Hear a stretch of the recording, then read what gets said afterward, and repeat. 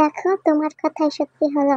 কোনো পঙ্খিরাজ ঘোড়ায় চেপে আমার বর আসেনি, লাল টুকটুকে শাড়ি পরা হয়নি। আমার আমার বর ভালোবাসে না আমাকে, সে তো তোমায় ভালোবাসে। ক্ষণিকের জন্য কাছে টেনে নেয়, প্রয়োজন ফুরিয়ে গেলে দূরে ছুঁড়ে মারে। তুমি কেন তার সাথে এমন করলে?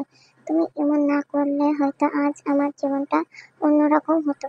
জানো আপু, কাউকে কিছু বলতে পারি না, মাঝে মাঝে তো মনে হয় দম আটকে মারা যাব আমি। কিভাবে যেন কি হয়ে গেল আপু, আমি কিছুই বুঝতে পারলাম না। একটা ঝড় আমার জীবনটা এইভাবে এলোমেলো করে দেবে, এটা আমি কখনো কল্পনা করিনি।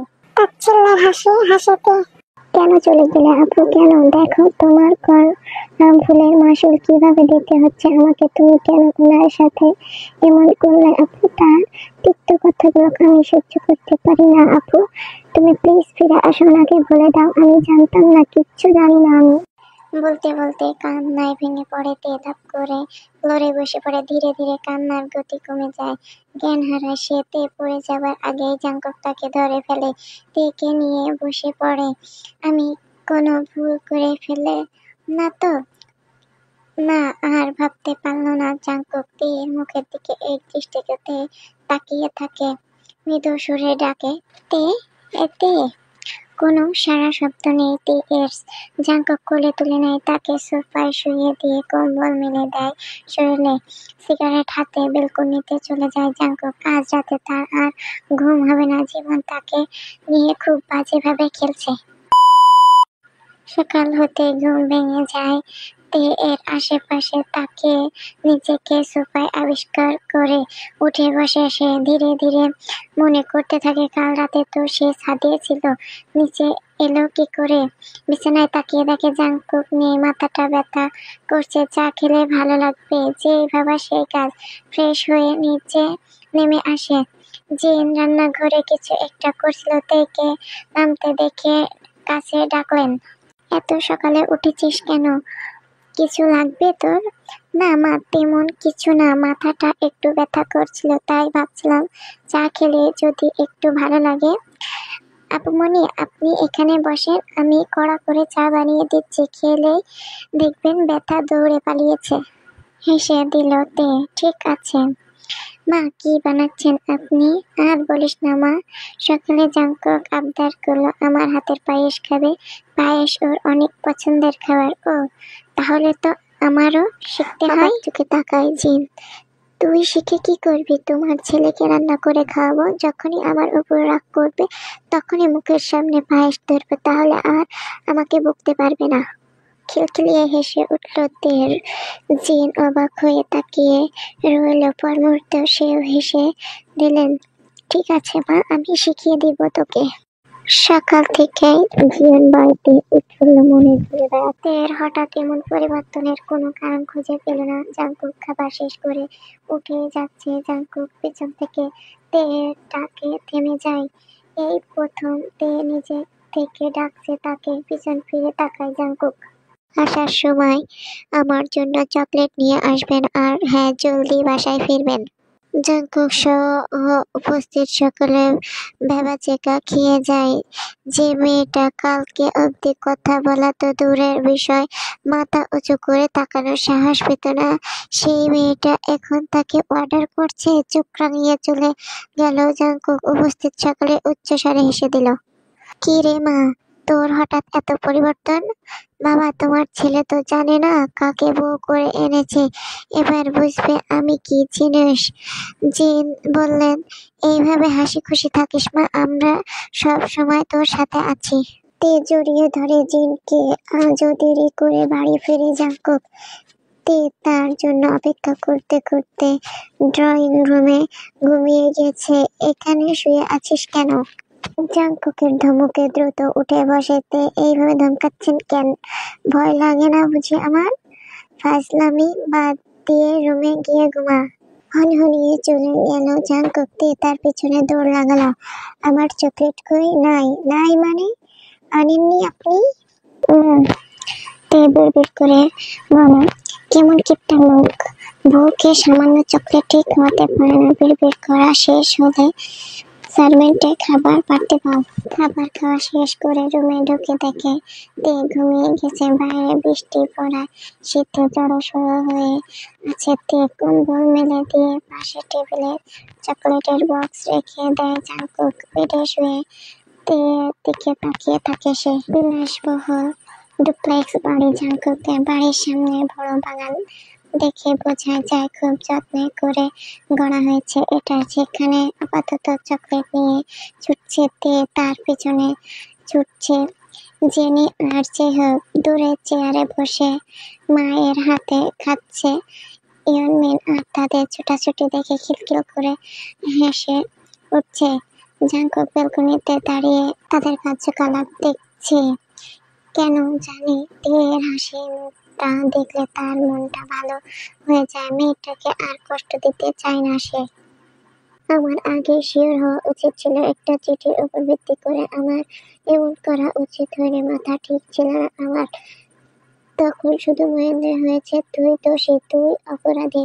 তুই সব জেনেও চুপ করে ছিলি, তাই আমি এমন করেছি। না হলে তোকে এভাবে কষ্ট দিতাম না আমি। কথাগুলো ভেবেই অপরাধ বোধ কাজ করছে জাঙ্কুকের। জিন ডাকে ধ্যান ভাঙে। তার মায়ের সাথে নিচে চলে যায়। ডাইনিং রুমে বসে টিভিতে কার্টুন দেখছে তে, আর যে হোক সোফায় বসে ফোন চালাচ্ছে। জাঙ্কুক সদর দরজা দিয়ে প্রবেশ করে সুগা জাঙ্কুকের পাশে বসে এক ঢোকে গ্লাসের পানি শেষ করে সে। কোথায় গিয়েছিলে? এত ক্লান্ত দেখাচ্ছে। ওই একটু বাইরে গিয়েছিলাম কাজে। আসার সময় লাইব্রেরিতে গিয়েছিলাম তের বই কিনতে। জাঙ্কুক কিছু না বলে ফোনে মনোযোগ দেয়। তুই এখনো অফিসে যাসনি? তোমার জন্য বসেছিলাম, কাজের ব্যাপারে একটু কথা ছিল। চল তাহলে একসাথে যাওয়া যাক। তে তোমার প্রয়োজনীয় সবকিছু এনে দিয়েছে, তুমি দেখে নাও, আর কিছু লাগলে আমাকে জানাবে কেমন? সুগার কথায় হ্যাঁ সূচক মাথা নাড়ায় তে। সারাদিন আমেন্দার সাথেই কাটে তে এর। এই বাড়ির সকলের সাথেই তার ভালো সম্পর্ক হয়ে গিয়েছে। এখন আর নিজেকে একা লাগে না তার। আজকাল জাঙ্কুকও আর আগের মতো কথা শোনায় না তাকে। মাঝে ঝড় শুরু হয়, একের পর এক বাস পড়তে থাকে। ঘুম ভেঙে যায় এই ছোটবেলাতে ঝড়। অনেক ভয় পায় সে। ভয়ে জাঙ্কুকের পাশে গিয়ে শুয়ে পড়ে, তবুও ভয় কমছে না তার। জানালা খোলা থাকায় পর্দাগুলো বাধাহীন ভাবে উড়ছে। খুব জোরে বিদ্যুৎ চমকানোর কারণে আওয়াজ শোনা যাচ্ছে। তে জাঙ্কুকের বাহু খামচে ধরেছে।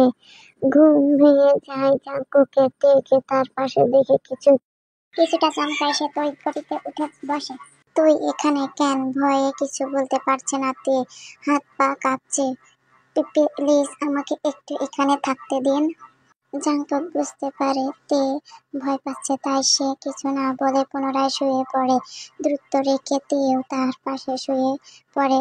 বাস পড়ার শব্দে আবারও জাঙ্কুকের বাহু খামচে ধরে। জাঙ্কুক তের দিকে তাকিয়ে থাকে, ভয়ে চোখ খিচে বন্ধ করে আছে তে। তাকে টেনে বুকে নিয়ে আসে জাঙ্কুক। জাঙ্কুকের এত কাছে এসে শরীরে কাঁপুনিও বেড়ে যায় তার। জাঙ্কুক তাকে দু হাতে জড়িয়ে নিয়েছে। ঘুমা, কিচ্ছু হবে না। তে মাথা উঁচু করে তার দিকে তাকায়। এইভাবে তাকানোর কিছু হয়নি।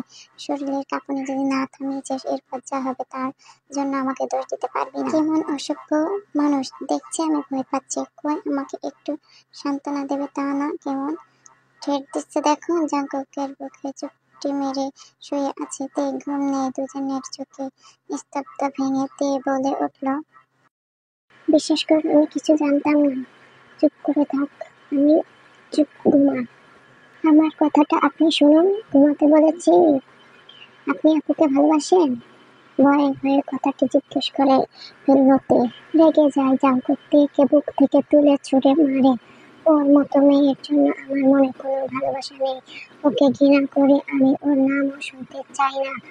আয়ুকে ভালোবাসলে তোকে ছোঁয়াতো দূর, তোর ধারের কাছেও ঘেঁষতাম না। এমন কথা আর কোনোদিনও শুনলে থাপড়িয়ে গাল লাল করে দেবো। স্টুপিড। ব্যালকনিতে চলে যায় জাংকুক। তার যাওয়ার দিকে তাকিয়ে থাকে। সকালবেলা ঘুম থেকে উঠে জাংকুককে দেখতে পায় না। মায়ের থেকে জানতে পারে অফিসে চলে গেছে সে।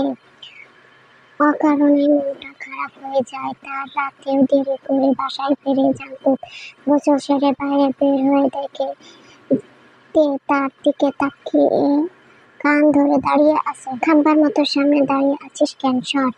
শুনুন, আমি কালকের জন্য সরি। কিচ্ছু না বলে সরে যেতে চাইলে আবারও সামনে এসে দাঁড়াতে। আমি সত্যি সরি, এমন আর হবে না। আমি আর কখনো আপুর কথা বলবো না, প্রমিস। দেখুন, আপনি আমাকে মাফ করে দিন প্লিজ, না হলে আমি কিছু খেতে পারছি না।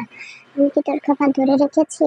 না, আপনি ধরেননি, ধরেছে আমার বিবেক। সে আমাকে বলেছে তুই ওনাকে কষ্ট দিয়ে কিভাবে পেট ভরে খেতে পারিস। তোর জন্য মানুষটা কষ্ট পাচ্ছে।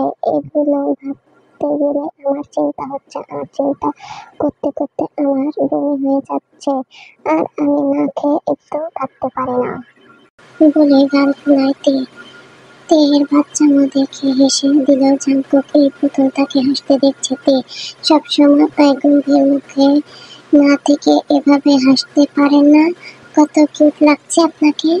আনমনের কথাটি বলে চোখ খিচে বন্ধ করে তে নিজের মনে বিড়বিড় করে, তে এতটা অসভ্য তুই কবে থেকে হলি?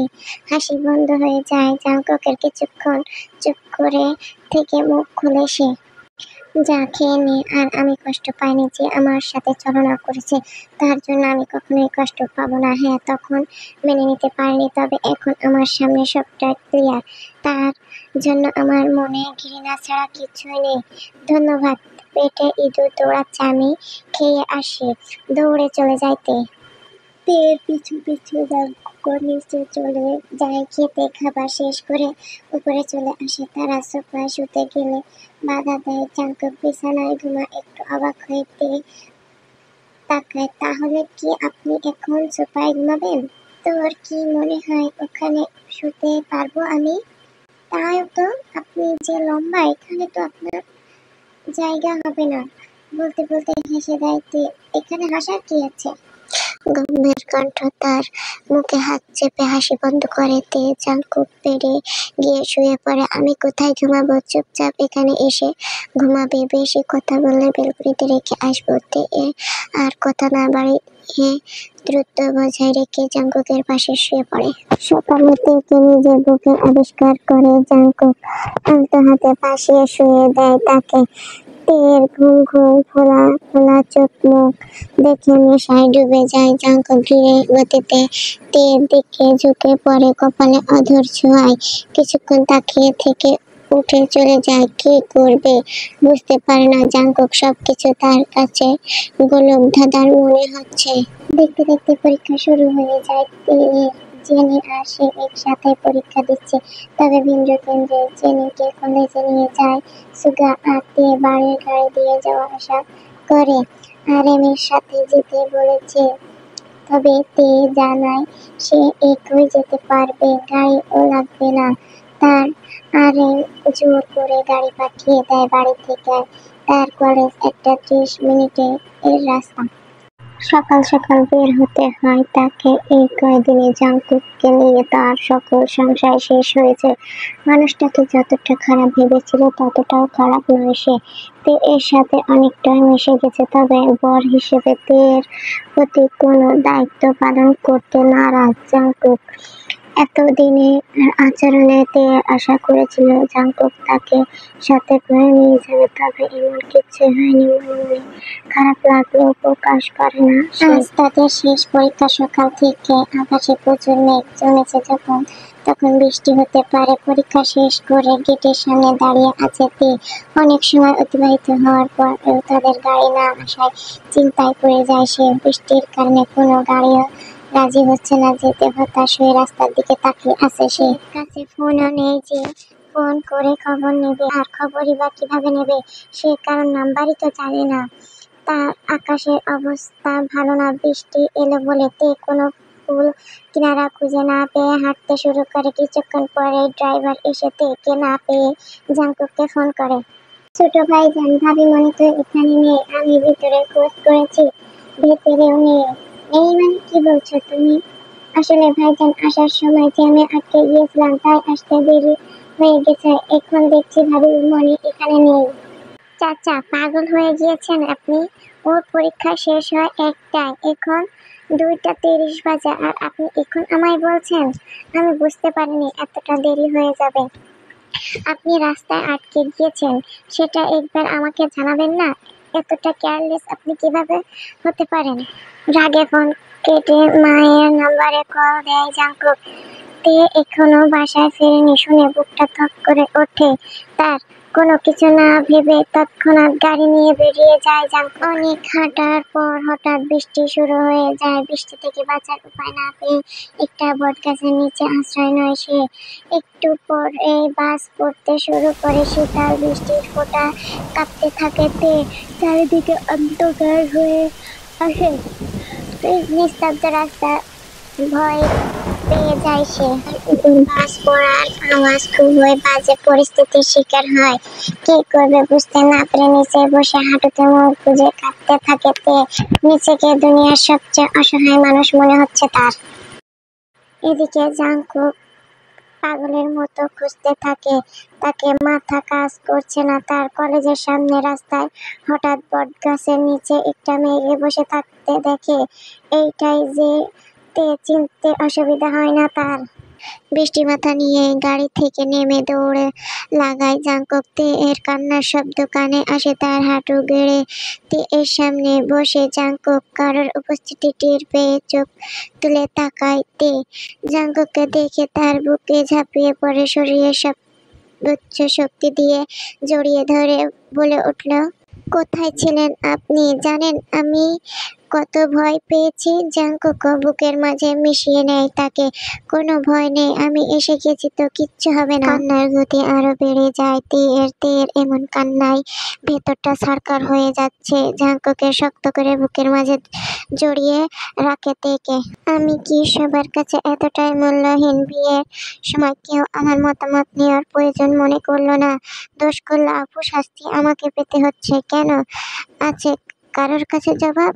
কাঠের পুতুল হয়ে গেছে আমি। যা যেভাবে মন চাচ্ছে সেভাবে নাচাচ্ছে। কেউ ভালোবাসে না আমায়, কেউ না আমার পাশে কেউ।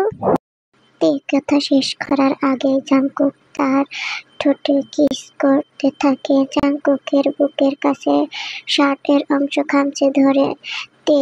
এইভাবে কতক্ষণ সময় অতিবাহিত হয়েছে জানা নেই তাদের। কথা দিচ্ছি ছায়া হয়ে পাশে থাকবো।